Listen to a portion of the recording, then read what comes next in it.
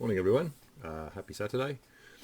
I'll begin with a bit of reporting on my Sabbath homework yesterday. I did all right. Did a little bit of tidying. Lucas and I tipped a lot of Lego out on the floor in my study and found all the little bits for two little vehicles that we had instructions for, and we built those. Matthew spent most of the day building a Lego Mindstorms walking robot and then programming it and demonstrating it. We ran around outside a little bit. And we got out the hex bugs, which have been sitting in a box for ages, and Lucas is delighted. But of course I had to order lots of batteries because we run out of batteries. I did have a few emails that I dealt with because that was necessary. And I also had a short meeting in the afternoon, a video conferencing meeting about our coffee shop, Aroma, in the village here in Haxby. And just to make sure that we were on track with updating staff and keeping in touch with what the coffee shop needs right now in terms of management.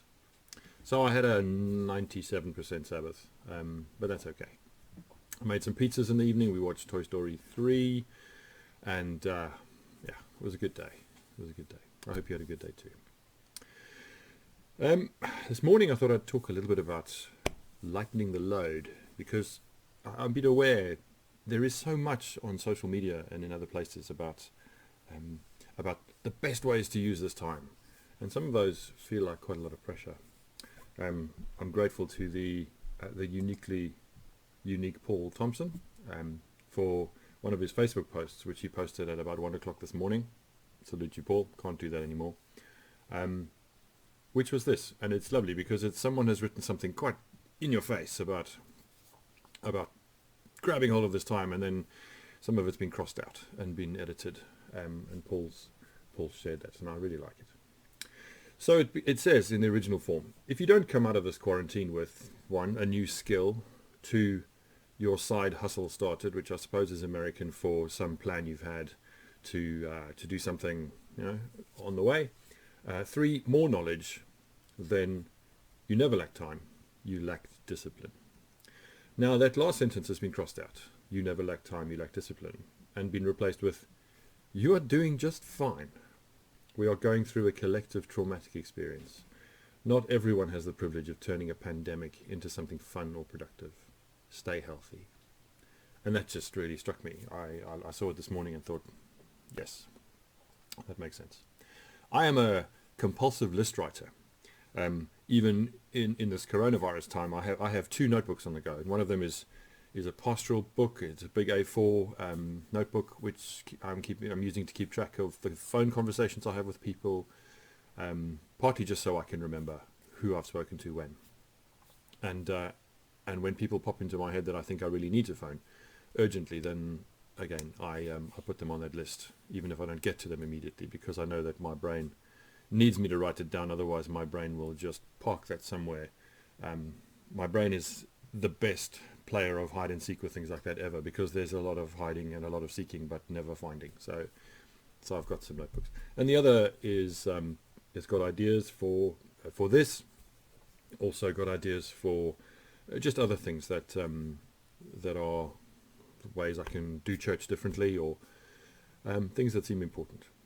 And I've been writing lists for a long time, and I've been playing a game with myself without even knowing that I was playing it. I've been essentially setting tripwires for myself, thinking that I was doing myself great favors by writing long lists of things to do and things to organize and ways of doing it, and then the reality is that those lists become imposing and weighty and heavy, and essentially fingers wagging at me out of a page, because I look at the list and I see how little I've done and I feel that I've failed. And I spoke in one of my first videos about being on a bit of a journey with some of my own neurology, which I'll talk about another time. I'm on a waiting list for some assessment in time for something that isn't serious, but certainly interesting and eye-opening for me. And if that sounds all mysterious, then I'll talk a bit about that specifically another time, for those of you who don't know already.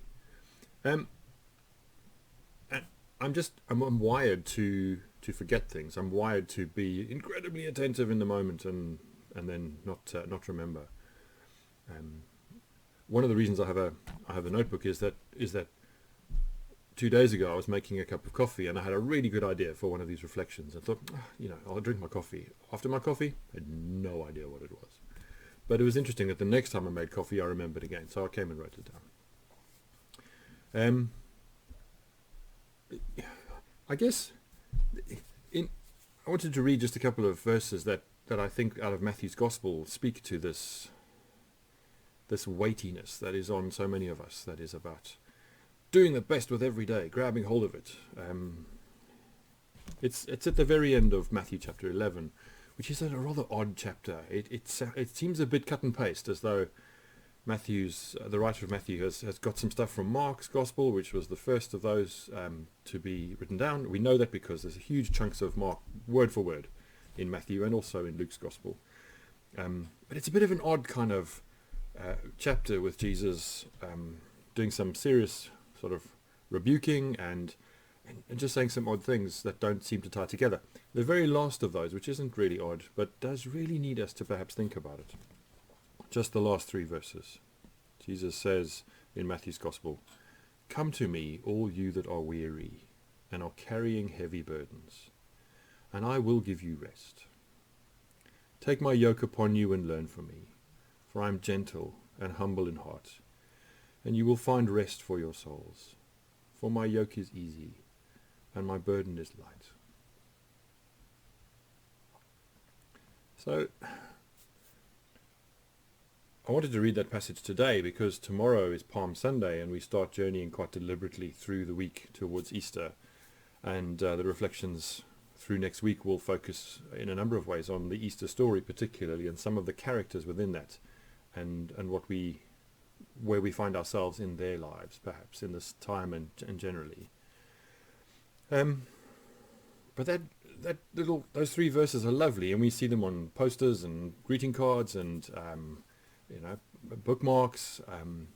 Just on their own, they're lovely. But of course, they sit within a huge set of teachings and experience and tradition and history of laying down our lives and taking up our crosses and all kinds of really strong language that seems to be the opposite of easy, light, rest, and a gentle and humble God who encounters us in daily life. So this morning, I guess what I want to say to you is put down your lists. Put down your lists. I don't find them helpful, and maybe you have maybe for each of us there's even some time and space to sit down and think about the expectations we have maybe even unconsciously placed upon ourselves for what this time will be and how we will use it and what we will do with it. And for some of us it will be perhaps a great creative opportunity to do all kinds of things we wanted to do, to practice playing an instrument to the joy of our neighbours and our families, or other things, artistic and creative and writing and all kinds of things. For some of us, we might just find ourselves feeling like we're wearing a life jacket and clinging to the mast through a storm for as long as this lasts, and everything in between.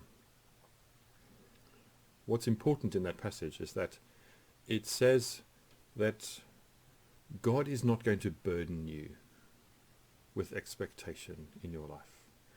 That God does not come to burden you with responsibility, with a deep need to save the world or even just yourself from whatever you think it needs saving from. That God comes to offer you rest and to offer you a lightness of touch in your life. And I do think, really significantly, that a part of that is growing into an ability to not take ourselves too seriously, to laugh at ourselves in the midst of our follies and our foibles. I am able to laugh at my list writing in a way that I never used to be able to. And I like that, because even as I write the list, even when I know I'm playing the game with myself and I'm writing the list and I think I'm in control of my life because the list is there, I know what I'm doing. And I set myself up a little bit less because I don't let that list become the measure of me. So remember that you are doing just fine as you are, being yourself, even if it doesn't feel like that. That we are going through a collective traumatic experience. That not everyone has the privilege of turning a pandemic into something fun or productive. Stay healthy. Stay healthy. And just a bit of another post that I found really helpful. A friend of mine, my first girlfriend actually, Elaine, who lives in Canada with her husband and has for a long time, she posted a lengthy piece that was written by a psychologist, and I again found that quite helpful in part.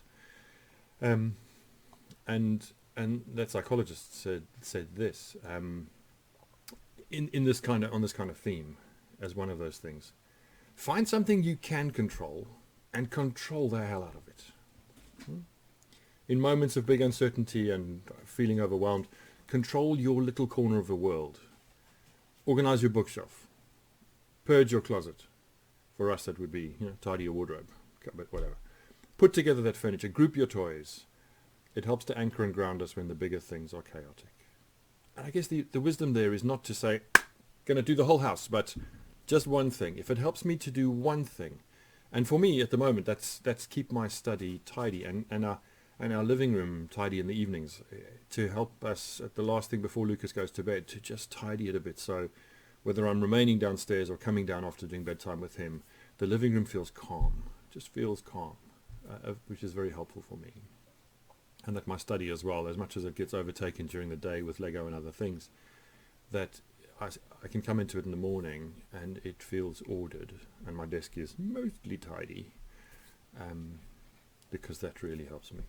And if I get that one thing right, I'm happy. I'm happy. And my day starts well, no matter what comes of it. So go gently. Go gently. And remember that whether you are a person of faith or not, part of the good news of the gospel of Jesus, who we believe is God incarnate in the world, or we at least look up to as a man who had enormous insight and wisdom. Come to me, all you that are weary and are carrying heavy burdens, and I will give you rest. Take my yoke upon you and learn from me, for I am gentle and humble in heart, and you will find rest for your souls. For my yoke is easy and my burden is light. I do believe that Jesus speaks as God for God, in that you don't have to, but I do. And I believe that Jesus is saying something about the nature of God. And I guess if the Christian faith is about becoming Christ-like in every way that we can, then learning to be that for ourselves as part of our own character and offering others that kind of space is central to who we think we are or who we know we want to become. Have a good Saturday. Tomorrow is Palm Sunday. We're back to a slightly longer recording. And if you're part of the church's life, I'll be emailing later with some resources for the week, and some opportunities to be involved online with services and conversations and other things. Okay. But enjoy the sunshine, enjoy the warmth, and God bless. I'll see you tomorrow.